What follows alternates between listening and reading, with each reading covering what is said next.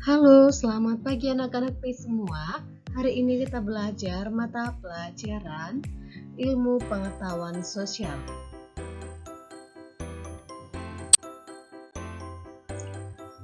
Anak-anak Miss, pada pertemuan ini kita masih membahas mengenai interaksi sosial. Nah, apa itu interaksi sosial? Ya, interaksi sosial adalah hubungan timbal balik antara dua orang atau lebih. Hubungan timbal balik antara dua orang atau lebih. Ada 3 jenis interaksi sosial, yaitu yang pertama, interaksi antar individu. Yang kedua, interaksi individu dengan kelompok. Yang ketiga, interaksi kelompok dengan kelompok. Nah, perhatikan pada slide ini merupakan contoh interaksi antar individu. Antar individu artinya antar persorangan dengan persorangan. Kita lihat contohnya antar seorang dokter dengan pasiennya, di mana kita lihat seorang dokter sedang menyuntik pasiennya. Nah, pasien ini disebut dengan individu dan dokter ini pun disebut dengan individu, sehingga disebutlah ini merupakan interaksi antar individu. Nah, kemudian coba perhatikan pada slide ini merupakan contoh interaksi individu dengan kelompok. Siapakah yang disebut dengan individu? Iya, seorang siswa yang sedang membacakan puisi. Nah, kemudian siapa disebut di sini dengan kelompok? Yaitu peserta atau audiens atau yang mendengarkan seseorang yang di depan ini sedang membaca puisi. Seperti itu. Jadi ini disebut dengan interaksi individu dengan kelompok. Nah, kemudian interaksi kelompok dengan kelompok. Kita lihat di sini ada kegiatan tarik tambang. Di sini katakanlah kelompok A. Kemudian ini bentuk dari garisnya dan ini menyatakan katakanlah ini kelompok B. Jadi kelompok A dan kelompok B sedang melakukan interaksi, yaitu tarik tambang, ya kan? Jadi ini disebut dengan kelompok dan ini juga kelompok. Nah, inilah contoh dari interaksi kelompok dengan kelompok.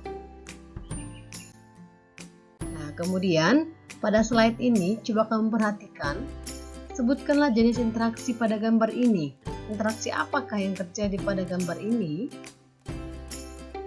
Iya, kita lihat di sini adalah contoh interaksi antar individu, ya. Kita lihat ada di sini yang sedang mengumpulkan sampah dalam jenis botol, ada yang sampah organik. Nah, semua masing-masing memiliki tugas, ya, memiliki tugas masing-masing. Jadi kita lihat di sini interaksi antar individu ini dengan individu ini dengan individu ini. Nah, artinya dari berbagai individu sedang berinteraksi. Interaksi sosial di lingkungan masyarakat. Berikut contoh interaksi sosial di lingkungan masyarakat.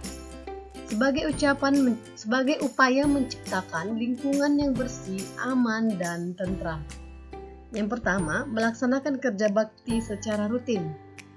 Yang kedua, mengadakan ronda malam atau siskamling. Yang ketiga, menyelesaikan masalah lingkungan melalui musyawarah. Yang keempat, saling menghormati dan menghargai sesama. Yang kelima, tidak mengganggu orang lain yang sedang beribadah. Yang keenam, menjunjung tinggi rasa toleransi antar umat beragama. Yang ketujuh, tolong-menolong dengan warga sekitar. Dan yang kedelapan, mengadakan perlombaan atau kegiatan yang dapat meningkatkan kebersamaan. Nah, itulah merupakan contoh interaksi sosial di lingkungan masyarakat sebagai upaya menciptakan lingkungan yang bersih, aman, dan tentram. Interaksi sosial penting dilakukan oleh setiap individu. Mengapa demikian? Karena dengan melakukan interaksi sosial, individu dapat mencukupi semua kebutuhan hidupnya. Contoh, saat kamu makan nasi, tentu nasi yang dimakan berasal dari beras. Beras itu berasal dari padi yang ditanam petani. Sebelum menjadi beras, padi digiling oleh orang lain. Bahkan, nasi yang dimakan merupakan masakan orang lain. Selain untuk memenuhi kebutuhan hidup, interaksi juga merupakan sarana untuk mencapai tujuan bersama. Interaksi sosial tidak selamanya mengarah kepada kebersamaan atau persatuan. Oleh karena itu, interaksi sosial dibedakan menjadi dua. Yang pertama, interaksi yang mengarah ke persatuan. Kemudian yang kedua, interaksi yang mengarah ke perpecahan. Nah, untuk memahami kedua interaksi tersebut, coba perhatikan slide berikut ini. Masyarakat Indonesia yang hidup tersebar di berbagai wilayah Indonesia memiliki keragaman karakteristik antara satu wilayah dengan wilayah lainnya berbeda-beda. Perbedaan tersebut mencakup aspek seni, ekonomi, sosial, budaya, maupun politik.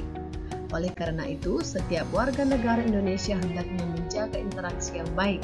Interaksi yang baik, perbedaan tersebut dapat mendukung pembangunan nasional.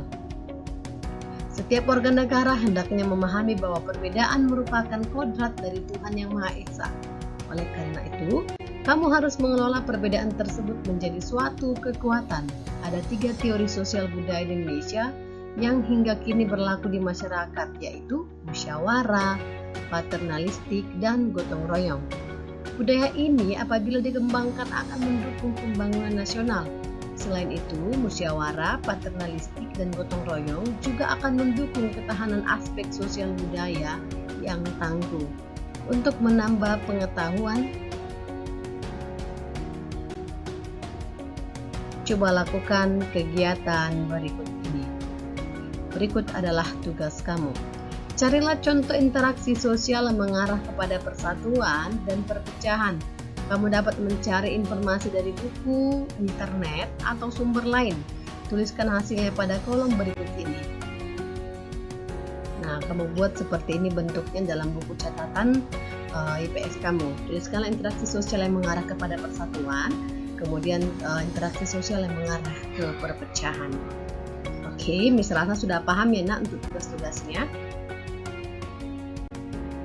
Oke anak-anak Miss, demikian pembelajaran kita pada hari ini. Jangan lupa untuk membuat catatan dan mengerjakan tugasnya. Tetap semangat buat anak-anak Miss semua.